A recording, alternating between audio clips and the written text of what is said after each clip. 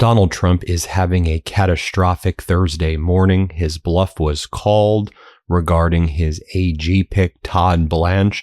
Now Donald Trump says that he may pull Todd Blanche's nomination because Senator Cornyn and Senator Tillis are not willing to confirm Blanche as the Attorney General unless and until there is a written document formally revoking the January 6th slush fund that Donald Trump entered into in his personal capacity with the federal government in his frivolous lawsuit, and where Donald Trump provided himself with a super pardon to have no more tax audits for himself and his family and his companies, essentially for the rest of his life.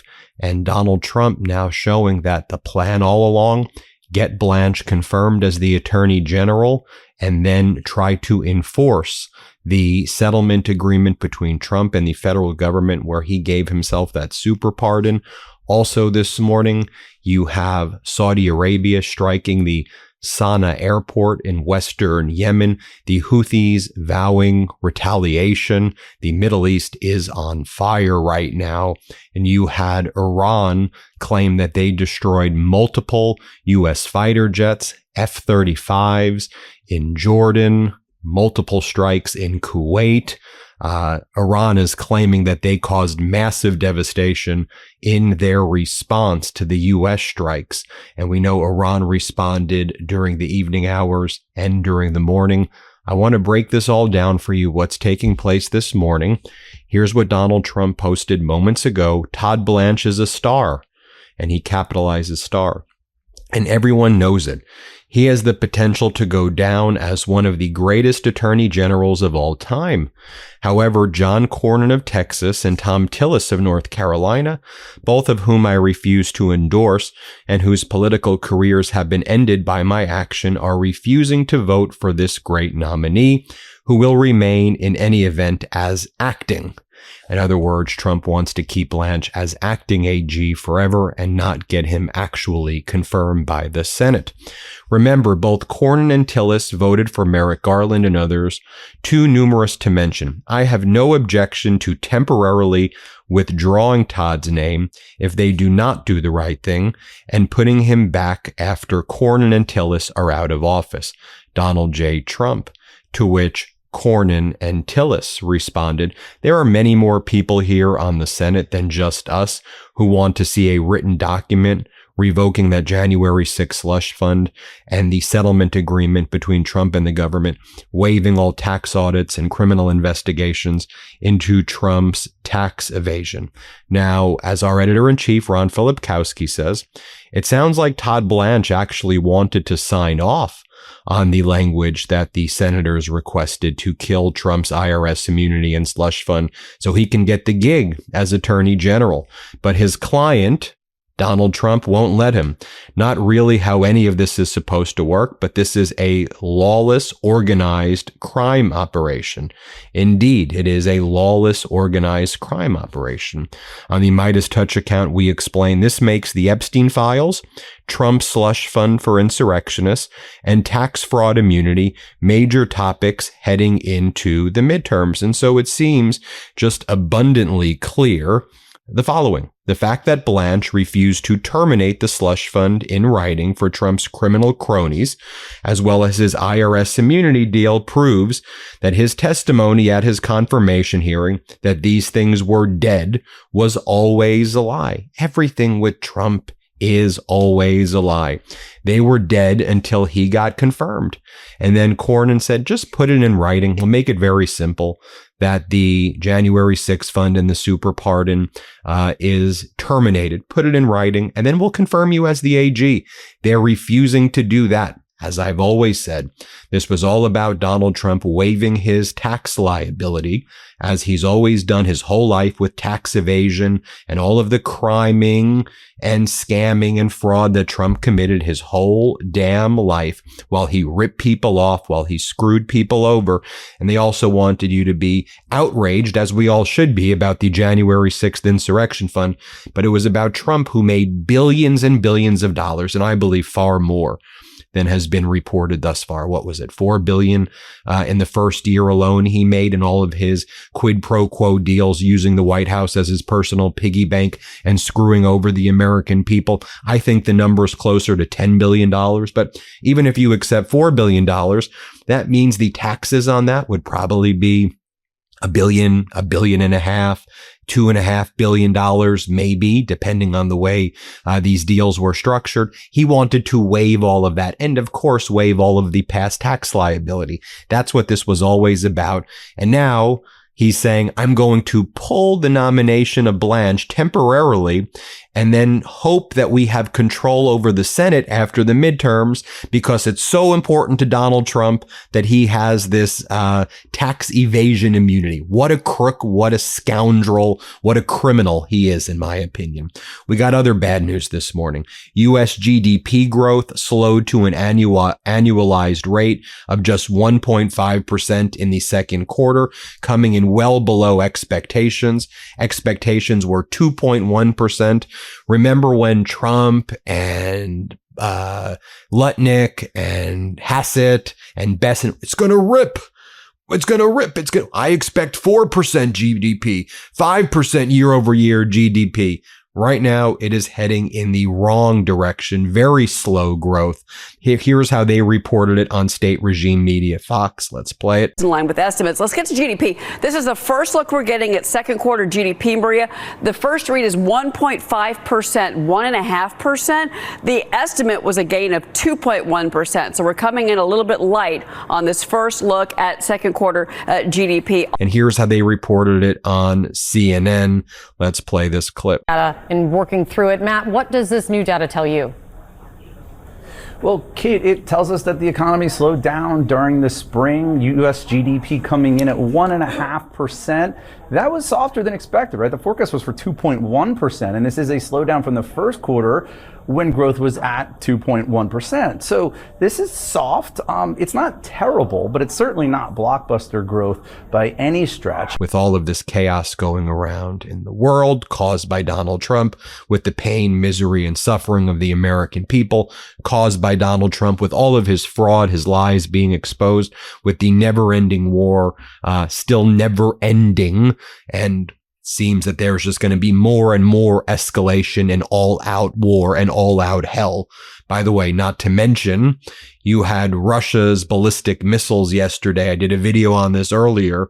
The targets were Lviv in Poland, but apparently they hit Lviv in Ukraine, rather, but apparently they hit eastern Poland, even though the targets were western Ukraine. And there were some areas in eastern Poland, in Lublin, that were actually hit. And I wasn't sure when I was doing the video, but we have confirmation now, by the way, from Poland's prime minister, who's kind of downplaying it. It seems like a little bit the way we hear these Arab nations say, oh, the drones never struck. It was just the debris. That's what the prime minister of Poland's saying right now. It was just debris. It was, I don't know, because you're also saying the prime minister of Poland, these next 100 days will be the most critical days to determine who wins the war, Russia or Ukraine. And this is what the prime minister of Poland is saying. A lot depends on Donald Trump and Elon Musk to help Zelensky. I've been warning about this. I said, you know, there are lots of people who are saying, oh, well, Donald Trump seems to be more supportive of Zelensky now. And he's saying, I said, no. Trump is a scammer. He'll lure you in. It's just another tactic. He's on the phone with Putin still, and Trump's probably just trying to get more information out of Zelensky right now about formations and what Zelensky's planning. So in my opinion, so he can tell Putin, let's not lose sight of what's really happening here, or to make these promises to Zelensky, make Zelensky more dependent on Trump, because Zelensky was becoming pretty independent of Trump. So Trump can pull him back into his orbit, feel that he's controlling Zelensky right now, and then promise things. Okay, I'll get you the interceptors. I'll give you the license. Zelensky then changes his strategy depending on Trump, and then Trump doesn't deliver. That's how Trump operates. I just want everybody to know that anyway. So with all of this going on in the world, with the world at a war, in war right now with each other, What's MAGA doing? Again, this morning still attacking Dr. Fauci. I mean, you've got MAGA Republican Senator Ron Johnson from Wisconsin saying, look, Dr. Fauci wasn't just wrong on COVID. He was wrong about AIDS. He tried to act like AIDS and HIV was a big thing. He fear-mongered AIDS and HIV. Here, play this clip. The injection injuries, the economic devastation, it never should have happened. But it all happened because of St. Fauci fear-mongering, scaremongering, just like he did with AIDS. If you remember that, he's, AIDS, it could be, household transmission. No, that's not it. Yeah. But he did that same way because he wanted to get a vaccine. Again, he's a vaccinologist. He admitted in October 2019 in Milken Institute panel. Fear-mongered AIDS. These people are the craziest people. What do you mean he fear-mongered? AIDS and HIV is a big deal. The COVID deaths were a big deal. You want to look at where more deaths took place and say, aha, maybe they were in red states and areas that voted Trump overwhelmingly. Like, do these people not care about dying? I mean, they just live, I guess they live in a death cult. I guess they don't. Then they bring on MAGA Republican Congress member John McGuire. And he's like, have you heard about the BLT sandwich using the human fetus baby parts in vaccine sandwiches? Dude, what are you all talking about? The American people just want health care. We don't want to be in never-ending wars. People want to be able to be paid with dignity. They want a fair wage. They want to be able to afford their rent. What are you talking about? BLT fetus sandwiches? These people are freaking crazy. Here, play this clip. It's crazy. I don't know if you heard about the BLT sandwich using human fetus baby parts. Yep. In the vaccine when they could have used ivermectin, but maybe they're helping the big pharma get rich. If he were to be convicted of contempt, it'd be a $100,000 fine up to a year in jail, but that's not enough. And Senator Scott said he's hiding behind a fake auto pen pardon. So I'm hoping that he gets accountability and justice. Now, as I noted earlier, you had Saudi Arabia just launch multiple strikes on the Sana'a, the capital of Yemen. The Houthi leader, Abdul Malik al-Houthi, warned that there were indications this would take place. Watch what's going to happen. The Houthis surely will be attacking more refineries in Saudi Arabia and other infrastructure. Wait for that. I'm sure I'll be reporting on that this morning. Notable development as well. Qatar sent its first shipment of liquefied natural gas through the Strait of Hormuz in weeks using Iran's designated shipping corridor. No longer the Oman route that the U.S. tried to open. Pakistan worked with Iran to broker this Qatari LNG tanker to pass. And again, this follows Iran striking LNG tankers of the United States in Egypt, which the U.S. and CENTCOM and corporate news here in the United States basically tried to cover up. And any of the tankers that were using that U.S. route by Oman were getting hit tanker after tanker by Iran. Strait of Hormuz is closed other than the Iranian route. And we see it right here with this Qatari ship working with Pakistan to get permission from the IRGC. Okay, CENTCOM, you claim you control the Strait of Hormuz. Then why did this Qatar, you're close with Qatar. Qatar gave Trump a jet. So if you control the Strait of Hormuz, why did Qatar need to reach out to Pakistan to broker its tanker to go through the Iranian IRGC backed route? If you control the Strait of Hormuz, CENTCOM, it's so ridiculous. So just some basic developments that have happened over the past 12 hours. The Jordanian army says Iran launched several missiles towards its territory. The Kuwaiti army said Iran launched a heavy attack on its territory and struck a building belonging to a Chinese company, but failed to admit other losses. Lots of red flags there. A Chinese company doesn't make sense. Iran is allied with China and Kuwait, just putting that information out. They've been lying about all of these drops, so I don't fully believe that it's a Chinese company. I believe they hit a building. The Qatari LNG ship passes, and IRGC announced successful strikes, for example, in the Muwafiq al-Salti air base. According to IRGC, the strike damaged and destroyed 6 F-35 fighter aircraft, it claimed. Also, the IRGC claims it hit the Al Salam Air Base in Kuwait, setting fire on 2 drone hangars and 1 fuel depot for military aircraft and helicopters. Iran also claims there were casualties of U.S. service members. we know that the United States covers all this stuff up. So I don't know if the IRGC is telling the truth there about the casualties. It does seem that they definitely hit these bases hard, but there's basically been a blackout where the U.S. refuses to acknowledge what's actually happening in the region. Final points I want to bring up as well before we go. We've been covering this World Cup debacle right now, where the Kushners and Trump want Gianni Infantino, and Gianni Infantino's leading this, to basically turn FIFA into a holdco that would sell off FIFA World Cup to private equity. They would sell a 20% stake in the World Cup to a Kushner-led company, to Josh Kushner, but this is all in the family, to a Kushner-led company. And UEFA, the European Football Federation, they came out, all 55 of the UEFA countries unanimously came out and supported a boycott of the World Cup if FIFA plans to sell the stakes. And you think about it, I mean, the UEFA, the European Federation, that's the most powerful part of FIFA. So when they all came together and they said, we're boycotting the World Cup, Donald Trump and Gianni Infantino and their greed and their disgusting behavior may have now just fully destroyed the World Cup. They took the World Cup and they said, hey, you know what? Brought people together. People were bringing joy. Let's destroy that. Because that's what these Epstein class oligarchs do all of the time.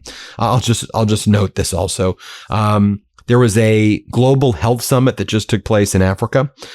So the State Department did a presentation at a global AIDS conference in Brazil. And they displayed a fully inaccurate map of Africa at this global health summit. A State Department presentation at a global AIDS conference in Brazil featured a map mislabeling every African nation, as officials blamed hasty edits and AI tools for the blunder. Like literally every country they put in the wrong place on the map right there. There you have it, everybody. We'll keep you posted each step of the way. Wanted to give you the full roundup of the morning. Okay. Hit subscribe. Oh, by the way, if you can, pre-order WTF America and put in the comments that you did the pre-order. The publisher tells us that there's a good amount of momentum, but they really want these pre-orders before September so we can know where we do our book tour. So if you're planning on buying it, if you can get it now, it helps us coordinate how we're going to spend our time, where we're going to go to and all of that. So it helps a lot to do it now versus waiting until October. But thanks everybody for watching. We appreciate you. Hit subscribe. Let's get to 7 million subscribers. Thank you, everybody. Before you go, our book, WTF America, is available for pre-order now. It's the story of how we got here and how we fight our way back. To pre-order, scan the QR code or click the link in the description. Let's do this.